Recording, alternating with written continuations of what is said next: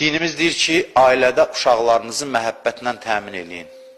Ailədə uşaqlarınıza sevgi göstərin. Məhəbbət göstərin. Nə üçün?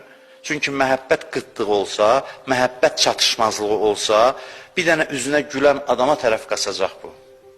Məhəbbətlə o qədər doyurun onu ki, məhəbbətin tələsinə düşməsin. Eşqlə sirab olsa, eşqlə təmin olunsa, ağılla qərar verəcək kimi sevim. Çünki eşq çatışmazlığı yoxdur, eşq teşnəliyi yoxdur ki, ağılının işığını zəiflətsin.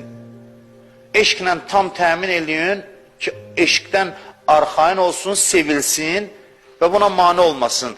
Artıq həyatının müəyyən mərhələsində özünə məşuq seçəndə, hədəf seçəndə ağılla qərar versin. Hissi gəlib əl-ayağına dolaşmasın. Tez özündən getməsin.